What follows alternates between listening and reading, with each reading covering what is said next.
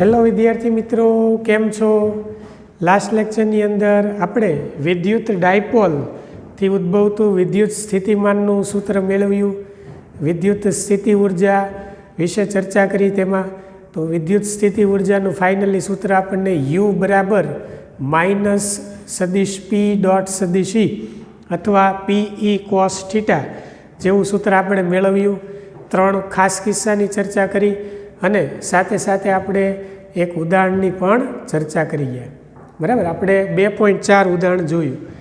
ઉદાહરણ નંબર 2.4 જે છે, બરાબર, એ આપણે જે એક કરતાં વધારે વિદ્યુત ભારો હોય એ કિસ્સામાં આપણે જુદા જુદા બિંદુ પાસે સ્થિતિ ઉર્જા કેવી રીતે મેળવાય, બરાબર, એની આપણે ચર્ચા કરી. તો આજના લેક્ચરની અંદર આપણે ઉદાહરણના અને થોડાક સ્વાધ્યાયના એક્ઝામ્પલની વાત કરીશું. બરાબર, તો ઉદાહરણ નંબર 2.5 છે એ તમને રકમ આપેલી છે, તમારી પાસે ઓલરેડી છે. બરાબર, તો અહીંથી રકમ બોલું છું, એમાં ધ્યાન રાખજો. ચાલો, ઉદાહરણ નંબર 2.5 એમાં આપણને કીધું છે કે ભાઈ -9 સેન્ટીમીટર 0 અને 0 અને 9 સેન્ટીમીટર 0 0 એવા બે તમને XYZના યામ આપેલા છે. બરાબર, તો એવા બે યામોના નામ આપેલા છે. સ્થાનોએ રહેલા બે વિદ્યુત ભારો અનુક્રમે 7 માઇક્રોકુલમ અને -2 માઇક્રોકુલમ ના તંત્રની બાહ્ય ક્ષેત્ર વિના સ્થિત વિદ્યુત સ્થિતિ ઉર્જા શોધો. એટલે સૌપ્રથમ જે વસ્તુ આપી છે આપણને એક R1 યામ આપેલા છે -9 સેન્ટીમીટર 0 0, બીજા યામ આપેલા છે R2, બરાબર, એ 9 0 0 આપેલા છે. એટલે આપણને R મળી જશે R2 માઇનસ R1, એટલે 9 0 0 માઇનસ -9 0 0. બરાબર, આ પણ સેન્ટીમીટરમાં છે, તો માઇનસ માઇનસ પ્લસ થઈ જશે, એટલે આનો જવાબ આવશે 18 સેન્ટીમીટર, એટલે 18 ગુણ્યા 10⁻² મીટર. બરાબર, અને બે વિદ્યુત ભારો આપી દીધા છે. આ થઈ ગયું R. Q1 વિદ્યુત ભાર જે છે એ આપેલો છે 7 માઇક્રોકુલમ, એટલે 7 ગુણ્યા 10⁻6 કુલમ. અને Q2 વિદ્યુત ભાર છે એ આપેલો છે -2 માઇક્રોકુલમ, એટલે -2 ગુણ્યા 10⁻6 કુલમ. બરાબર, તો આપણે આ તંત્રની સ્થિતિ ઉર્જા પહેલા કિસ્સામાં ગણવી છે. ચાલો, તો પહેલો કિસ્સો આપણે જોઈએ. બરાબર, તો સ્થિતિ ઉર્જાનું સૂત્ર આપણે જાણીએ છીએ, આ થઈ જશે 0.18 મીટર. બરાબર, તો પહેલા કિસ્સામાં સ્થિતિ ઉર્જા U બરાબર K Q1 Q2 divide by R. તેથી U બરાબર K એટલે 9 ગુણ્યા 10⁹ Q1 આપેલું છે 7 ગુણ્યા 10⁻6, એને ગુણ્યા -2 ગુણ્યા 10⁻6, એટલે આ થઈ જશે 10⁻12 માંથી 3 જાય 10⁻3 છેદમાં 0.18. બરાબર, તો બધાનું સાદુરૂપ આપતા આપણને માઇનસમાં જવાબ મળે છે 0.7 જૂલ. ચાલો, જવાબ મળશે -0.7 જૂલ. બરાબર, તો બે વિદ્યુત ભારોના તંત્રની સ્થિતિ ઉર્જા આપણને મળી ગઈ. હવે એમાં બી પાર્ટ આપણે જોઈએ. બરાબર, તો બી પાર્ટમાં આપણને એવું કીધું છે કે આ બે વિદ્યુત ભારોને એકબીજાથી અનંત અંતર સુધી જુદા પાડવા કેટલું કાર્ય જરૂરી છે. એટલે બે વિદ્યુત ભારોને આપણે એકબીજાથી છૂટા પાડવા છે, એટલે એના માટે જરૂરી ઉર્જા લઈએ આપણે. બરાબર, તો બે વિદ્યુત ભારોને એકબીજાથી છૂટા પાડવા જરૂરી ઉર્જા U બરાબર 0.7 જૂલ છે. બરાબર, જો એની પાસે એટલી ઉર્જા છે 0.7 -0.7, હવે એને તમે +0.7 જૂલ ઉર્જા આપો એટલે બંને વિદ્યુત ભારો એકબીજાથી ક્યાં જતા રહે? અનંત અંતરે જતા રહે. બરાબર, તો આને બંધન ઉર્જા પણ કહેવાય. આ બંધન ઉર્જા, એમાંથી આપણે એને આટલી ઉર્જા પૂરી પાડી એટલે એ છૂટા પડી જશે. બરાબર, તો અહીંયા આપણે એના માટે જરૂરી કાર્ય જોવા જઈએ તો કાર્ય W બરાબર U2 માઇનસ U1. ચાલો, અનંત અંતરે સ્થિતિ ઉર્જા 0 લઈ લો. U1 તમને 0.7 છે, તો માઇનસ માઇનસ પ્લસ થઈ જાય એટલે ફાઇનલી જવાબ આવે પ્લસ 0.7 જૂલ. એટલે જો આટલું કાર્ય આપણે કરીએ બરાબર તો વિદ્યુત ભારો છે એ એકબીજાથી અનંત અંતરે જતા રહે. ચાલો આમાંનામાં દાખલો સી જોઈએ આપણે. સી પાઠ. ધારો કે આ વિદ્યુત ભારોના તંત્રને બાહ્ય વિદ્યુત ક્ષેત્ર ઈ બરાબર એક બાહ્ય ક્ષેત્ર આપી દીધું છે એ કૌંસમાં 1/r², આવું ક્ષેત્ર આપ્યું છે માં મૂકવામાં આવે છે બરાબર. એટલે બાહ્ય વિદ્યુત ક્ષેત્રમાં બે વિદ્યુત ભારને મૂકવાના છે.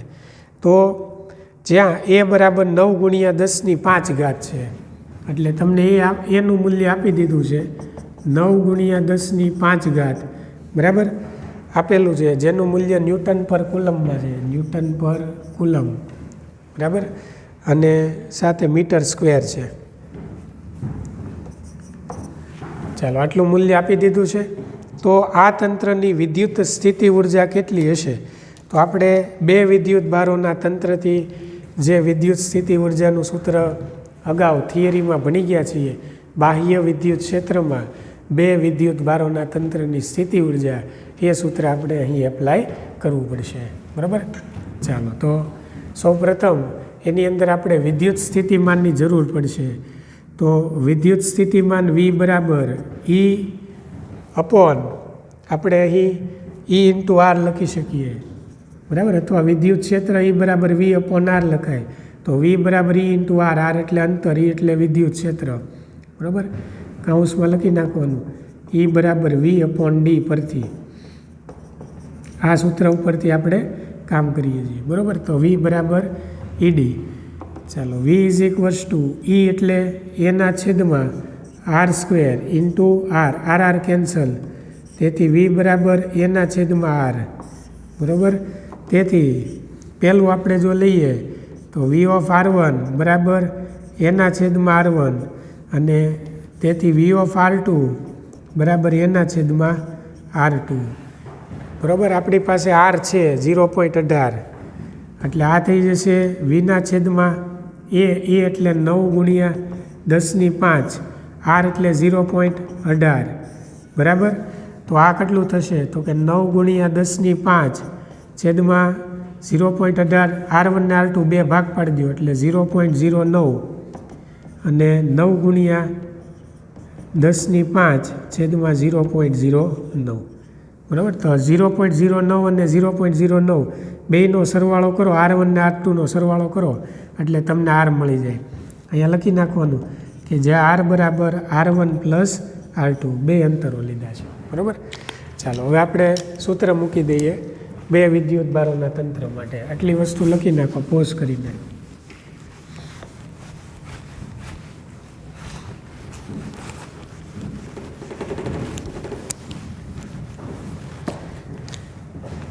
તો બે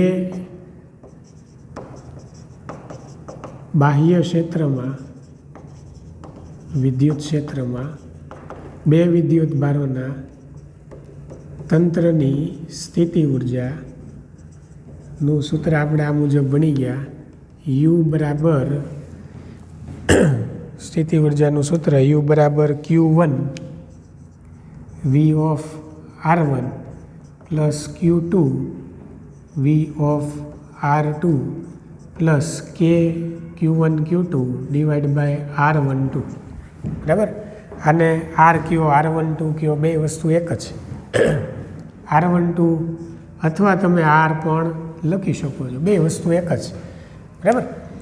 ચાલો તો કિંમત મૂકી દઈએ આપણે. તેથી U બરાબર Q1 તમને આપેલું છે 7 × 10⁻⁶ વિદ્યુત સ્થિતિમાન V/R1 કેટલું આપેલું છે? V/R1 9 × 10⁵ એના છેદમાં 0.09 વત્તા Q2 જે છે એ માઇનસમાં છે બરાબર, જે તમને આપી દીધું છે -2 × 10⁻⁶ V/R2 એટલે 9 × 10⁹ 5 એના છેદમાં 0.09 અને KQ1Q2/R જે આપણે હમણાં જ મેળવ્યું અહીંયા 0.7 મેળવ્યું -0.7 એટલે પ્લસ માઇનસ થઈ જાય માઇનસ, બરાબર ને. પહેલાં દાખલા એમાં આપણે ગણ્યું એ આ આપણે સી ગણીએ છીએ, એમાં જે ગણ્યું આ આખી ગણતરી કરી એ આપણને મળી 0.7 જૂલ જેટલી ઉર્જા, બરાબર. એટલે આખાની જગ્યાએ આપણે શું મૂકી દીધું 0.7. ચાલો આ બધાનું સાદુરૂપ આપો એટલે પહેલામાં આન્સર મળશે 70, બીજામાં આન્સર મળશે પ્લસ માઇનસ માઇનસ એટલે -20 અને ત્રીજું છે 0.7. તો ફાઇનલી 49.3 જૂલ જેટલી ઉર્જા આપણને પ્રાપ્ત થાય છે. ચાલો ગણી નાખો. તો આ થઈ ગયો દાખલા નંબર 2.5 એટલે ઉદાહરણનો 2.5મો દાખલો. નેક્સ્ટ આપણે જોઈએ ઉદાહરણ નંબર 2.6.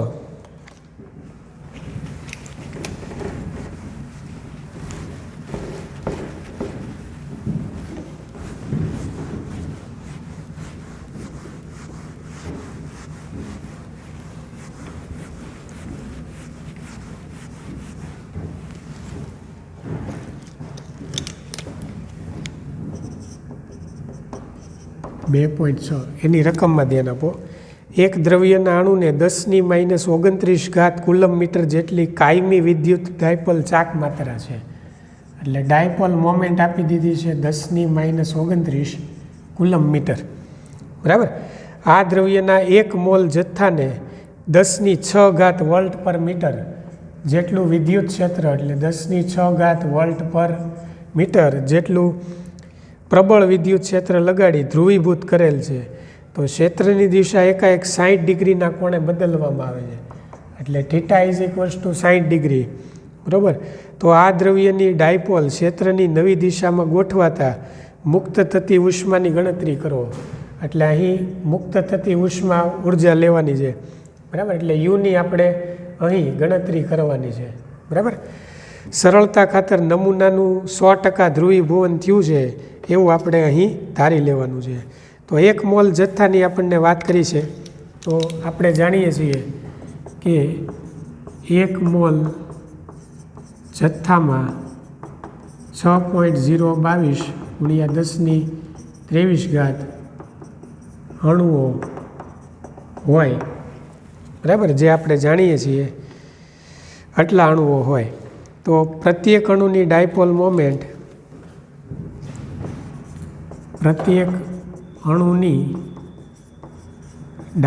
મોમેન્ટ તમને આપી દીધી છે. કેટલી છે? 10⁻29 કુલમ મીટર છે. તેથી કુલ ડાયપોલ મોમેન્ટ આપણે ગણીએ. તેથી કુલ ડાયપોલ મોમેન્ટ એટલે દ્વિધ્રુવી ચાક માત્રા કેટલી થશે? કુલ ડાયપોલ મોમેન્ટ P = આ બેનો ગુણાકાર થશે 10⁻29 × 6.022 × 10⁻23, બરાબર. બેનું સાદુરૂપ આપતા 6.022 × 10⁻6 કુલમ મીટર આન્સર તમને મળે છે, બરાબર. હવે સ્થિતિ ઉર્જાનું સૂત્ર લઈ લો. U - PE cos θ આપણે ભણી ગયા ડાયપોલ માટે, બરાબર. P તમને કુલ આપેલું છે 6.022 × 10⁻6. વિદ્યુત ક્ષેત્ર છે 10⁻6. આ બે ઉડી જાય અને cos 60 × cos 60. ચાલો બધાની કિંમત અહીંયા મૂકી દઈએ આપણે, બરાબર. cos 60 એટલે 1/2 થશે ગુણ્યા cos 60 એટલે 1/2. આ બે ઉડી ગયું તો આ બેનો આપણે ભાગાકાર કરીએ તો -3.011 એટલે -3 જૂલ જેટલી ઉર્જા અહીંયા આપણને મળે છે, બરાબર. તો અહીંયા રકમમાં એવું કીધું છે કે ઉત્પન્ન થતી મુક્ત થતા ઉષ્માની ગણતરી કરો, બરાબર. તેથી આ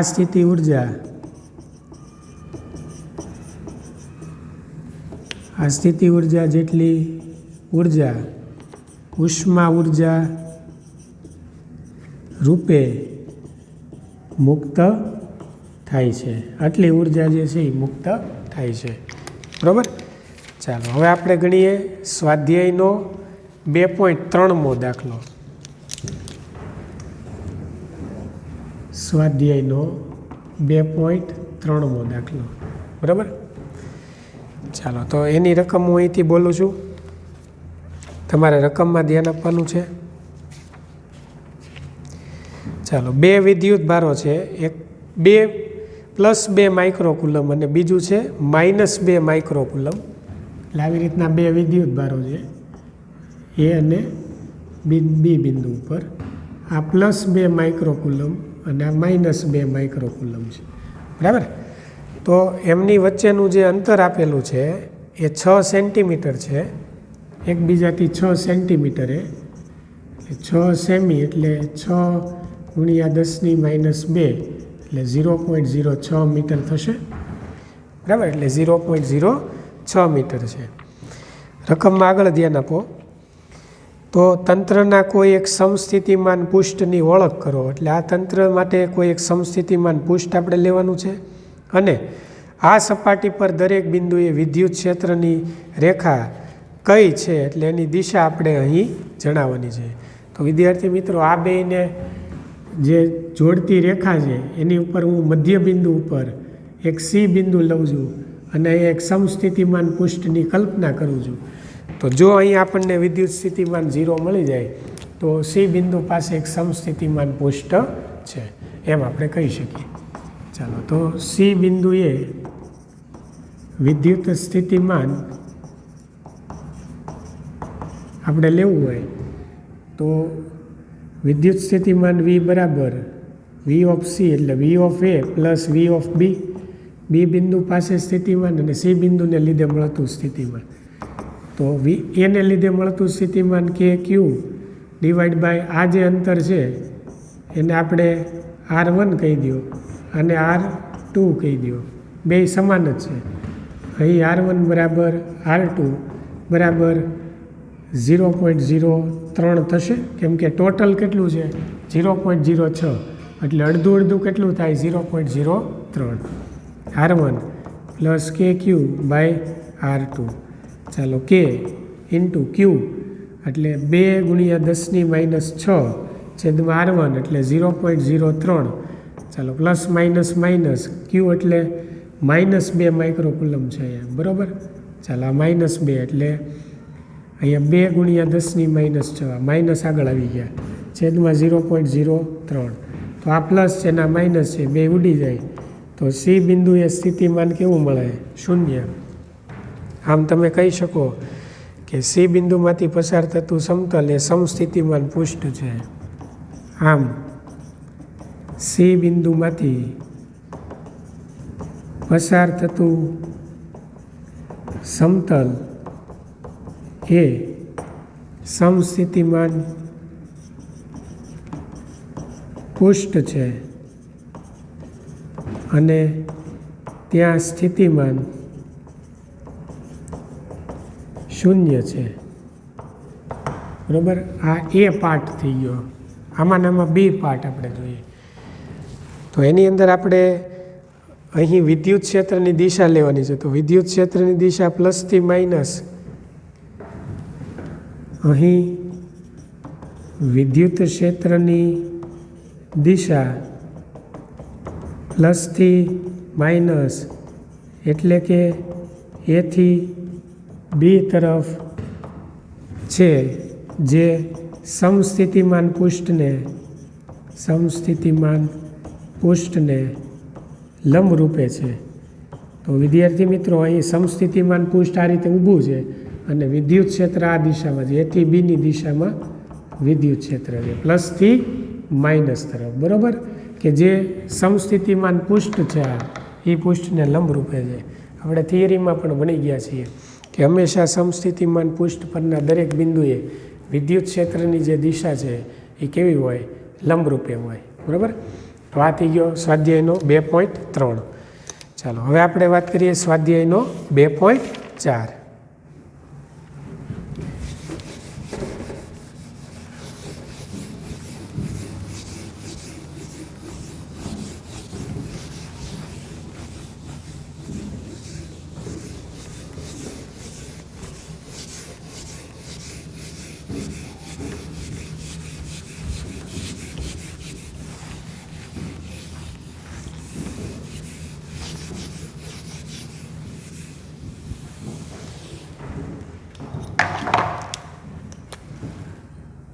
2.4. ચાલો એની રકમમાં ધ્યાન આપો. 12 સેન્ટીમીટર ત્રિજ્યાવાળા, એટલે તમને આર બરાબર 12 સેન્ટીમીટર, 12 × 10⁻² મીટર આપેલું છે. એક ગોળાકાર સુવાહકની સપાટી પર અને એક વિદ્યુત ભાર આપી દીધો છે 1.6 × 10⁻7 કુલમ્બ જેટલો વિદ્યુત ભાર નિયમિત રીતે વિતરિત થયેલો છે. તો આપણને એવું કીધું છે ગોળાની અંદર, બીજું ગોળાની તરત બહાર, ગોળાની બહાર, અને ત્રીજું કે ગોળાના કેન્દ્રથી 18 સેમી અંતરે, એટલે કેન્દ્રથી 18 સેમી અંતરે તમારે વિદ્યુત ક્ષેત્ર ગણવાનું છે. એટલે ત્રણેય કિસ્સામાં આપણે વિદ્યુત ક્ષેત્ર ગણવાનું છે. તો વિદ્યાર્થી મિત્રો, આપણે પહેલું ચેપ્ટર વિદ્યુત ભાર અને વિદ્યુત ક્ષેત્ર, એમાં ગાઉસનો નિયમ જોઈ ગયા. અને ગાઉસના નિયમનો જે ઉપયોગ હતો, ત્રીજો ઉપયોગ, કે પાતળી ગોળીય કવચ વડે કવચની અંદર અને કવચની બહાર ઉદ્ભવતું વિદ્યુત ક્ષેત્ર, બરાબર. તો કવચની અંદર કોઈ જાતનો વિદ્યુત ભાર આવેલો ન હોય. હવે વિદ્યુત ભાર જે જગ્યાએ ન હોય ત્યાં વિદ્યુત ક્ષેત્ર કેવું મળશે?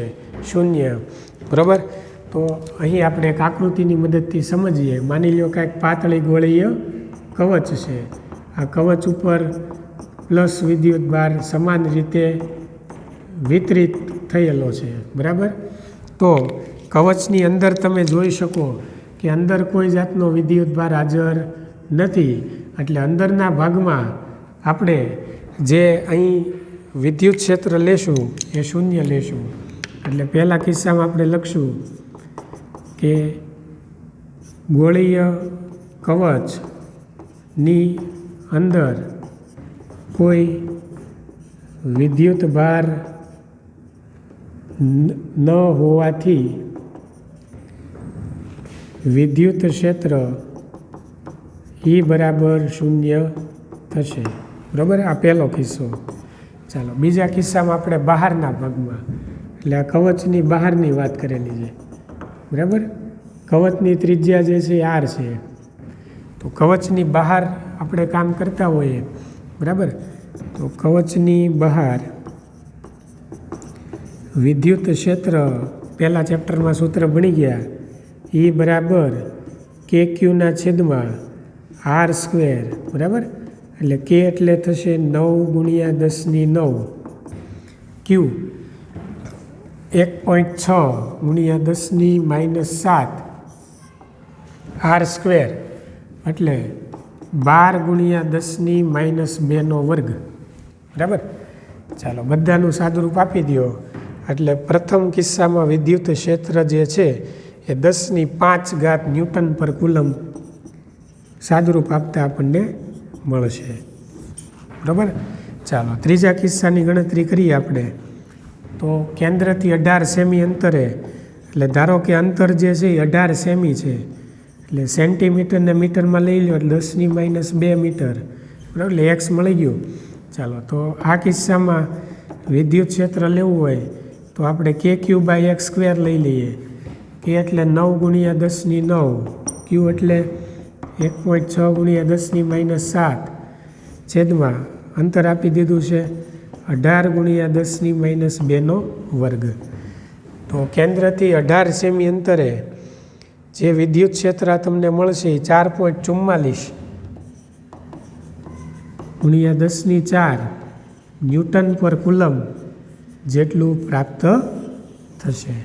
તો આ થઈ ગયો સ્વાધ્યાયનો 2.4 દાખલો, બરાબર. ચાલો તો આપણે ટોટલ 4 એક્ઝામ્પલની અહીં ચર્ચા કરી, બરાબર. હવે આપણે ડાઇલેક્ટ્રિક અને એમનું ધ્રુવીભવન વિશે સમજૂતી મેળવવી છે, બરાબર. ચાલો તો ડાઇલેક્ટ્રિક અને ધ્રુવીભવન વિશે સમજૂતી લઈએ. તો વિદ્યાર્થી મિત્રો, પહેલો પ્રશ્ન એ થાય કે ભાઈ ડાઇલેક્ટ્રિક એટલે શું? તો કે અવાહક પદાર્થો હોય કે જેમાં વિદ્યુતનું વહન ન થતું હોય, બરાબર, એવા અવાહક પદાર્થો છે એને આપણે ડાઇઇલેક્ટ્રિક બોલીએ છીએ, બરાબર. તો આવા જે ડાઇઇલેક્ટ્રિક પદાર્થો છે એ ડાઇઇલેક્ટ્રિક પદાર્થોના પાછા બે પ્રકાર છે, ધ્રુવીય ડાઇઇલેક્ટ્રિક પદાર્થ અને અધ્રુવીય ડાઇઇલેક્ટ્રિક પદાર્થો, બરાબર. તો સૌપ્રથમ ડાઇઇલેક્ટ્રિક પદાર્થો અને તેમનું ધ્રુવીભવન એટલે એનું પોલરાઇઝેશન,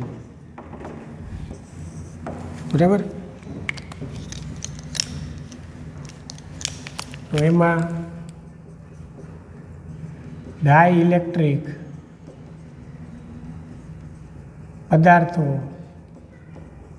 એટલે શું, તેના પ્રકારો જણાવો. ચાલો, તો આમાં આપણે લખીશું કે અવાહક પદાર્થોને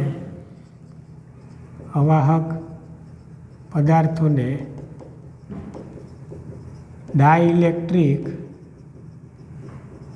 પદાર્થો કહે છે, બરાબર.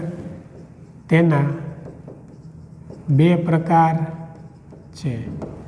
એમાંનો પહેલો પ્રકાર જેને કહેવાય ધ્રુવીય ડાઇઇલેક્ટ્રિક પદાર્થો, બરાબર. અને અહીં આપણે બીજો પ્રકાર લેશું. બીજો પ્રકાર છે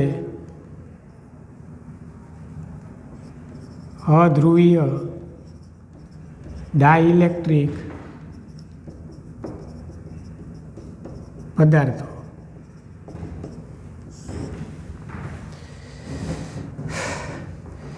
તો જે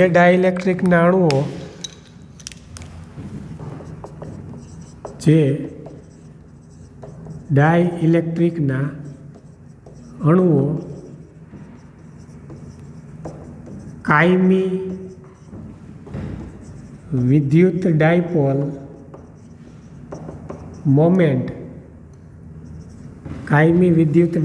મોમેન્ટ એટલે એને દ્વિધ્રુવી ચાક માત્રા કહેવાય, ડાયપોલ મોમેન્ટ ધરાવતા હોય તેવા પદાર્થોને ધ્રુવીય ડાઇઇલેક્ટ્રિક પદાર્થો કહે છે, બરાબર. ટૂંકમાં લખ્યું છે. ચાલો, પછી એ જ રીતે અધ્રુવીયની આપણે વાત કરીએ. પહેલાં આના ઉદાહરણ લઈ લઈએ આપણે. આના જે ઉદાહરણ છે એમાં HCl અને H2O, બરાબર. તો આ બંને જે પદાર્થો છે એને ધ્રુવીય ડાઇઇલેક્ટ્રિક પદાર્થ કહેવાય. એ પોતે કાયમી વિદ્યુત ડાયપોલ મોમેન્ટ ધરાવે છે, એટલે એ પોતે બે ધ્રુવ ધરાવે છે, એક પોઝિટિવ એક નેગેટિવ, જેને દ્વિધ્રુવી ચાક માત્રા કહીએ છીએ આપણે. અને તમે ડાયપોલ મોમેન્ટ પણ બોલી શકો છો, બરાબર. હવે જે ડાઇઇલેક્ટ્રિક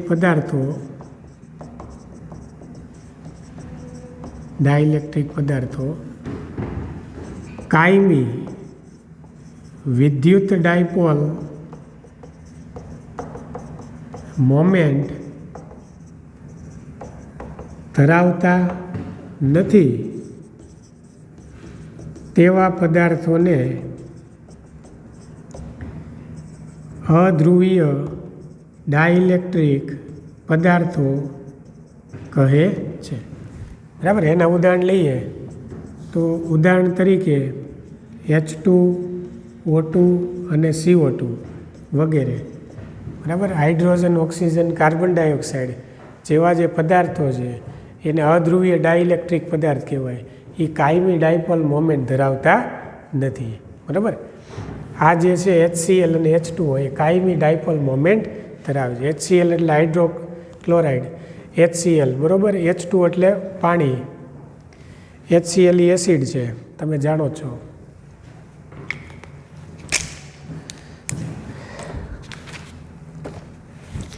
હવે સમાન વિદ્યુત ક્ષેત્રની હાજરીમાં ધ્રુવીય અને અધ્રુવીય ડાઇઇલેક્ટ્રિકની વર્તણૂક આપણે જોવી છે, બરાબર.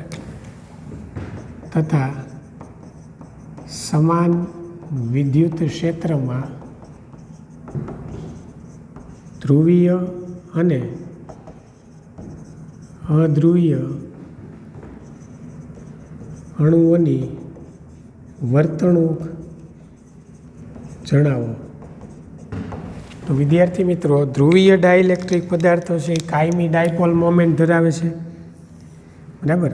તો જ્યારે વિદ્યુત ક્ષેત્ર ગેરહાજર હોય, માની લો કે E બરાબર 0 છે, વિદ્યુત ક્ષેત્ર ગેરહાજર છે, બરાબર, ત્યારે એમની જે ડાયપોલ મોમેન્ટ છે, બરાબર, એ ડાયપોલ મોમેન્ટ બધી જ અસ્તવ્યસ્ત દિશાઓમાં ગોઠવાયેલી હોય, બરાબર. જ્યારે વિદ્યુત ક્ષેત્ર ગેરહાજર હોય ત્યારની વાત છે. ત્યારે આ બધી જ ડાયપોલ મોમેન્ટ છે, બરાબર, એ અસ્તવ્યસ્ત દિશામાં ગોઠવાયેલી હોય. હવે અસ્તવ્યસ્ત દિશામાં ગોઠવાયેલી હોય એટલે બધી જ અણુકીય ડાયપોલ્સનો તમે સરવાળો કરો, બરાબર, તો પરિણામી કુલ ચાક માત્રા છે, પરિણામી ડાયપોલ મોમેન્ટ છે, એ આપણને શૂન્ય મળે. કેમ કે આ પરસ્પર નાબૂદ થઈ જાય. એક પ્લસ માઇનસ છે, બીજી માઇનસ પ્લસ છે, એટલે એકબીજા સાથે અસ્તવ્યસ્ત ગતિ કરી પોતાની જે અસર છે, પરિણામી અસર, એ નાબૂદ કરે છે. પરિણામે આપણને જે ડાયપોલ મોમેન્ટ મળે છે એ પરિણામી ડાયપોલ મોમેન્ટ કુલ શૂન્ય મળે છે, બરાબર. આ કોની અંદર? ધ્રુવીય ડાઇલેક્ટ્રિક પદાર્થોની અંદર. તો જ્યારે આવો જે પદાર્થ છે એ પદાર્થને આપણે બાહ્ય વિદ્યુત ક્ષેત્રમાં મૂકીએ છીએ, E does not equal to 0, એટલે હવે આપણે એને બાહ્ય વિદ્યુત ક્ષેત્રમાં મૂકીએ છીએ ત્યારે આ બધી જ ડાયપોલ ઉપર ટોર્ક લાગે છે. આ બધા જ ઉપર ટોર્ક લાગે, પરિણામે આ બધી જે ડાયપોલ છે એ ક્ષેત્રને સમાંતર બનવાનો પ્રયત્ન કરે. ફોર એક્ઝામ્પલ, ક્ષેત્ર છે એ પ્લસથી માઇનસ હોય, બરાબર, તો આ બધી ડાયપોલ છે એ ક્ષેત્રને સમાંતર બનવાનો પ્રયત્ન કરશે. 100% સમાંતર નહીં બને, બરાબર, કારણ કે ઓરડાના તાપમાને જ્યારે આપણે વિદ્યુત ક્ષેત્ર આપતા હોય ત્યારે ઓરડાના તાપમાને દરેક ડાયપોલ્સ પાસે 3/2 kBt જેટલી ઉષ્મીય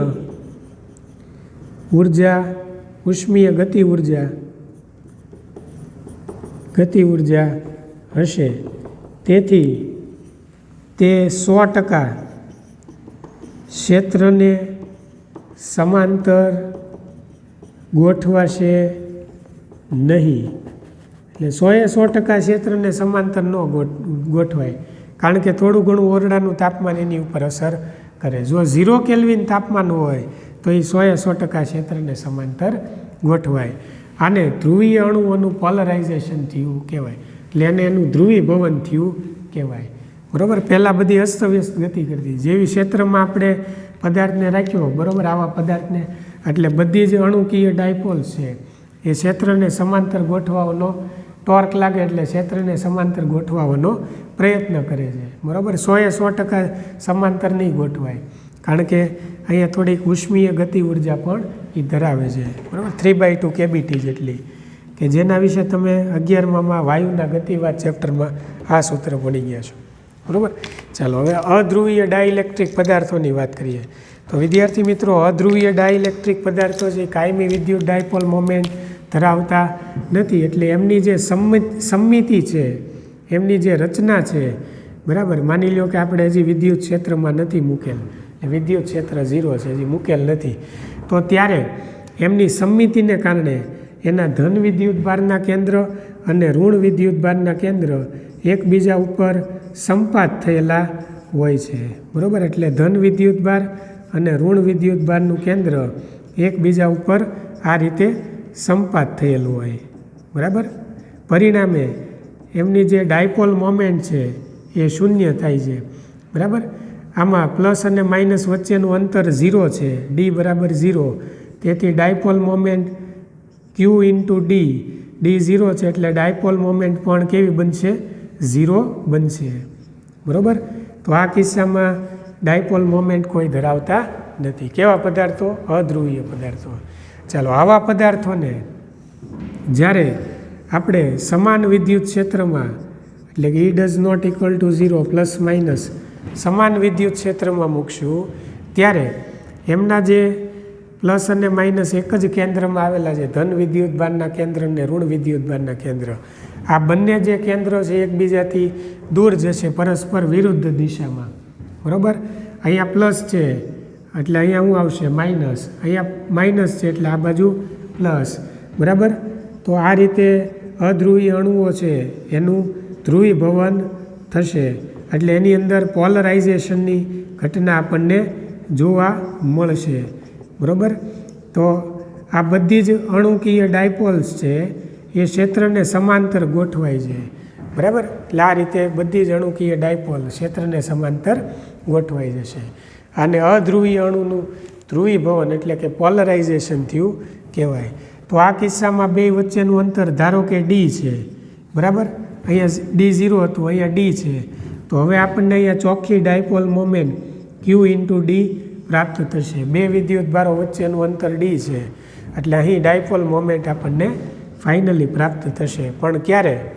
જ્યારે એને વિદ્યુત ક્ષેત્રમાં મૂકવામાં આવે ત્યારે. જ્યારે વિદ્યુત ક્ષેત્ર ગેરહાજર હોય ત્યારે કોઈ ડાયપોલ મોમેન્ટ ધરાવતા નથી. એટલે આને ધ્રુવીય અણુનું, આ અધ્રુવીય અણુઓનું પોલરાઇઝેશન થયું કહેવાય. તો વિદ્યાર્થી મિત્રો, જ્યારે બાહ્ય વિદ્યુત ક્ષેત્ર E0 બહુ પ્રબળ ન હોય ત્યારે, એટલે પ્રબળ ક્ષેત્ર ન હોય ત્યારે ડાયપોલ મોમેન્ટ છે એ વિદ્યુત ક્ષેત્રના સમપ્રમાણમાં હોય છે. અને આ સમપ્રમાણતા નિશાની દૂર કરો એટલે એક અચળાંક મૂકવો પડે જેને આલ્ફા કહેવાય, કે જ્યાં આલ્ફા જે છે એ અણુઓની ધ્રુવીયતા સૂચવે છે, અણુની ધ્રુવીયતા છે. બરાબર? તો P ચલે છે E0 તમે લખી શકો છો. બરાબર? અને આલ્ફાનો જે એકમ છે એ કુલમ સ્ક્વેર મીટર, આલ્ફાનો એકમ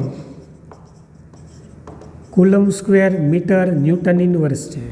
એટલે ડાયપોલ મોમેન્ટનો એકમ કુલમ મીટર લેવાનો, E0નો એકમ વોલ્ટ ન્યૂટન પર કુલમ લેવાનો.